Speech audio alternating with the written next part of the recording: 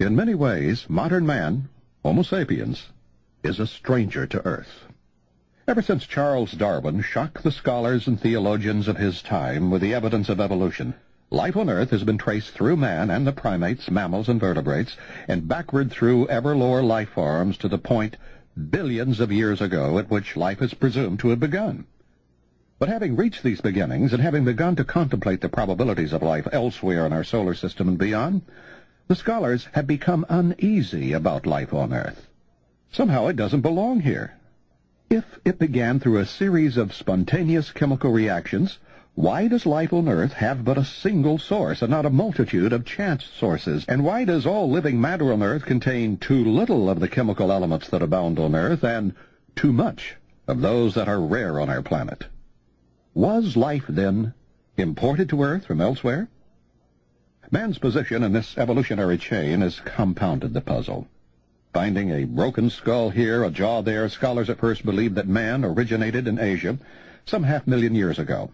But as older fossils were found, it became evident that the mills of evolution grind much, much slower.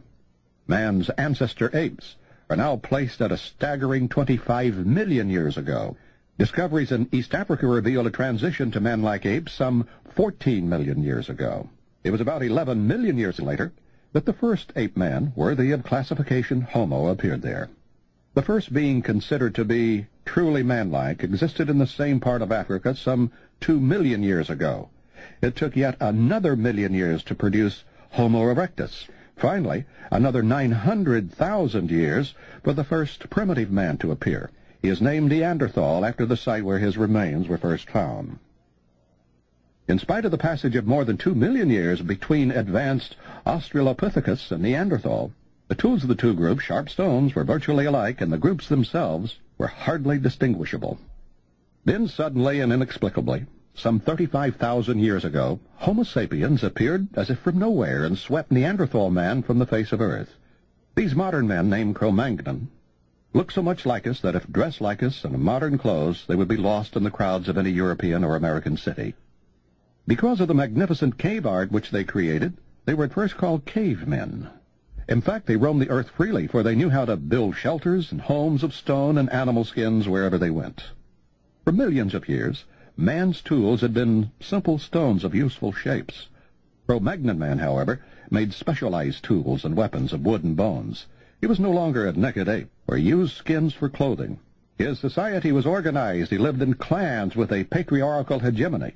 His cave drawings bespeak artistry and depth of feeling. His drawings and sculptures evidence some form of religion, apparent in the worship of a mother goddess, who was sometimes depicted with the sign of the moon's crescent.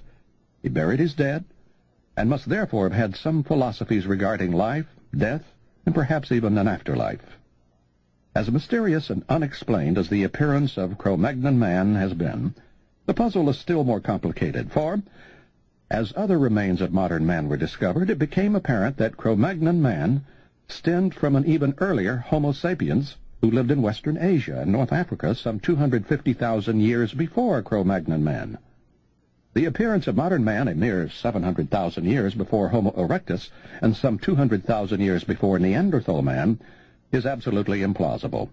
It is also clear that Homo sapiens represent such an extreme departure from the slow evolutionary processes that many of our features, such as our ability to speak, are totally unrelated to earlier primates.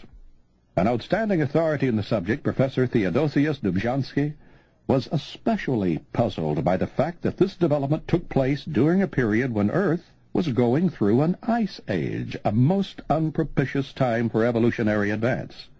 Pointing out that Homo sapien lacks completely some of the peculiarities of the previously known types and has some that never appeared before, he concluded, modern man has many fossil collateral relatives, but no progenitors.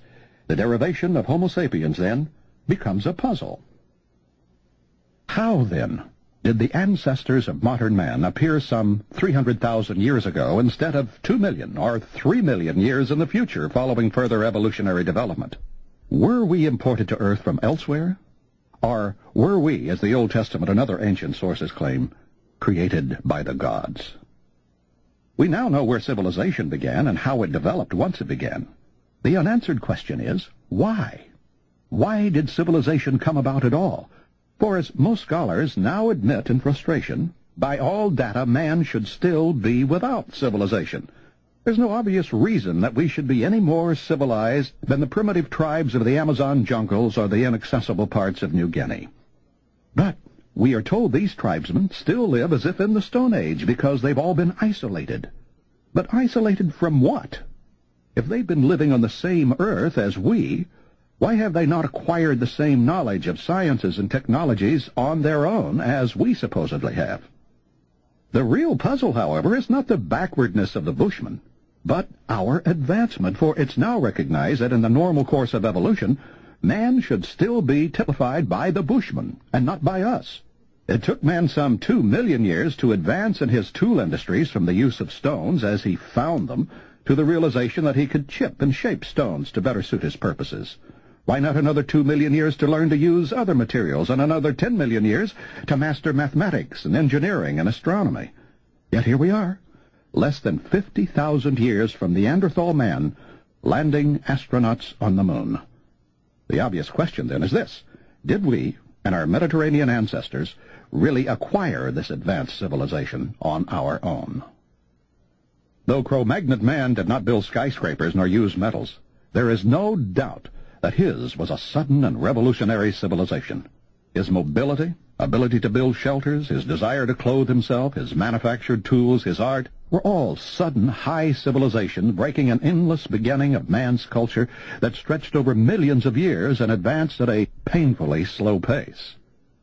Though our scholars cannot explain the appearance of Homo sapiens and the civilization of Cro-Magnon man, there is by now no doubt regarding the civilization's place of origin: the Near East.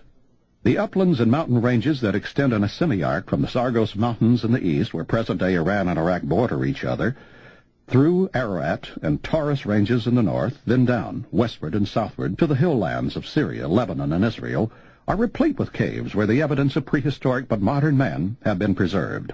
One of these caves, Shanidar, is located in the northeastern part of the semi-arc of civilization.